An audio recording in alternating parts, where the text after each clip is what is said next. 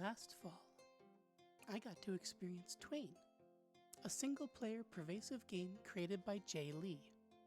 Twain challenges its player to inhabit a present world where they once had a twin who has since gone away.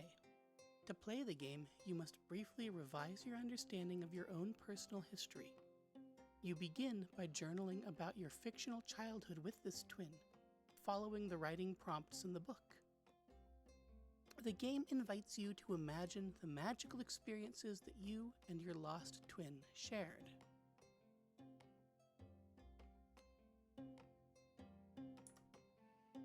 But then, something happens. Your twin vanishes, and with them, so does the magic that you two worked together. The world that you now inhabit, mundane, ordinary, and quotidian, suddenly feels empty of something that you hadn't known you were missing until reminded of its absence. A longing for a childhood that never was. Twain's central mechanic is to enlist you into believing for just a moment in a past that is impossible, of rewriting your own memory to include a fiction that can't be real, and yet feels immediate and viscerally true.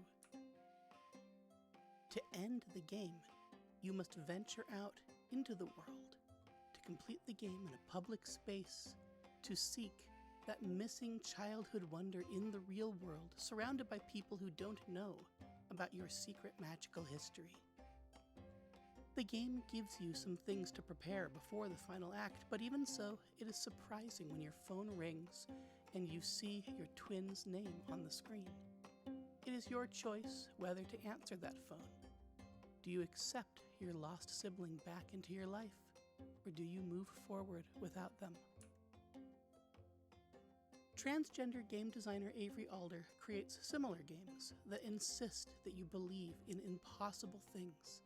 She argues that when the world is arranged to tell a story that robs you of any power, it is up to you to instead choose to tell yourself stories that restore that power. Much like Twain, Alder's games invite their players to inhabit alternative selves as they move through their daily lives. She writes, "The world we live in likes to tell us that some of us are not powerful or worthy. It leaps to tell us this. Speaking as a queer person, a trans person, and a depressed person, it's easy to buy into the paradigm that you are not powerful or worthy. When you see others succeeding by metrics that you fail at, when you see others exercising forms of power that you don't have access to, it's easy to conclude that your own self-actualization is beyond reach, that it is impossible. If we're already internalizing impossibility, if we're already letting impossibility define us, then why not choose the impossibilities where we are strong beyond measure, where our wounds heal overnight, where we can change forms as needed?" For example, in her game Teen Witch, Alder writes, "In order to play this game, you must be a teenage girl who is a witch. If you are not these things already, you must become them before playing." She offers advice on how to become a teenage girl, inviting players to start with a fiction and explore it until it becomes real. She asserts, "There is an important truth about the world that must be understood and trusted if this game is to work. That something is a fiction doesn't make it any less real." My experiences of Twain and Teen Witch are examples of something I've spent my career pursuing: transformative play. They help illustrate how game design is nothing if not a framework for actively inhabiting new meanings and possibilities. Twain and Teen Witch re-story the identity of the player. Restorying is a playful and critical memory practice in which marginalized people narrate the self into existence by bending or otherwise reimagining the past. It allows people to re-center themselves in the story of the world and reclaim agency through a sort of narrativized practice.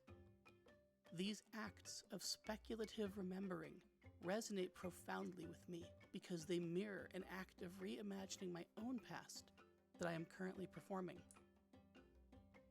When I started my transition, I didn't know where my journey was going to take me. I felt like any claim to femininity or womanhood that I might make would be rejected by the world around me. I feared that I would forever be viewed by others, but perhaps also by myself, as a man playing dress-up. I didn't anticipate how my own sense of self would shift and transform. I didn't realize how much my daily interactions had been characterized by the mask that I'd been forced to wear, how much effort I'd been expending on trying to pass as a man, how much of myself I'd been shutting away out of fear of the consequences. I didn't get the courage to come out until I was 40 years old, which means that I have accumulated half a lifetime of memories. Memories of a person who doesn't feel like me. Who was that person I was before? How am I supposed to live a life without memories of me as myself? My answer has been to research games that invite us to restory our pasts. I want to understand how to design games that can help women like me recover our memories of a girlhood that was denied to us. How do we deal with complex trauma through play? How can I use game design to heal and redeem painful memories so that I don't have to be a woman without a past? To start, I've been playing a game with myself. I call it Forest Child. It's a simple game with only one rule. When I tell the story of my life, I put myself back into it. I re-story my childhood, my girlhood, to free myself from a history that would deny the simple truth that I've always been a girl, even when nobody knew it, not even me. I grew up surrounded by acres of New England forest. In so many ways, it was a magical place to live, filled with mystery, exploration, and imagination. As a little girl, I used to disappear into the woods for days at a time, emerging for mealtimes covered in pine sap and mud, a mess of tangled curly hair, mosquito bites, and skinned knees. Where did this wild daughter of the woods come from? My father would laugh, picking leaves out of my hair, and I'd shrug. I'm a wood fairy, I'd explain, around a mouthful of food, and soon I was back in the forest. I'd tend to the babbling brook that ran through the woods. A fallen tree became a time machine, where the further down the trunk I walked, the further back in time I'd travel, until at last I could imagine I was a princess, traipsing through the forest, hoping I'd meet a talking bird or squirrel. I knew the secret spots where I could dance in fairy rings, imagining my twirling skirt as trailing fairy wings. From a design standpoint, this game of Forest Child is as simple as they get. But that doesn't make it any less powerful. This kind of game design is a sort of magic. In many ways, I don't distinguish between magic and game design. Both practices use rules, systems of symbols, attribution of arbitrary meaning, and ritualized structured behavior to carve out moments in time and space that take on significance beyond the ordinary. The rules of games and magic are freeing rules. The rules of games and magic are emancipatory rules because they empower us to break free from the oppression of ordinary, normal, normative life. Those norms are not designed with trans people in mind, with queer people in mind. And so I challenge you to ask yourself how your games can help free people from these norms. How can you create art that helps us emancipate ourselves from the impossibilities that are forced upon us by others? When I played Twain, I was in the first few months of my gender transition. It was devastating, inspiring, profound, and emotional.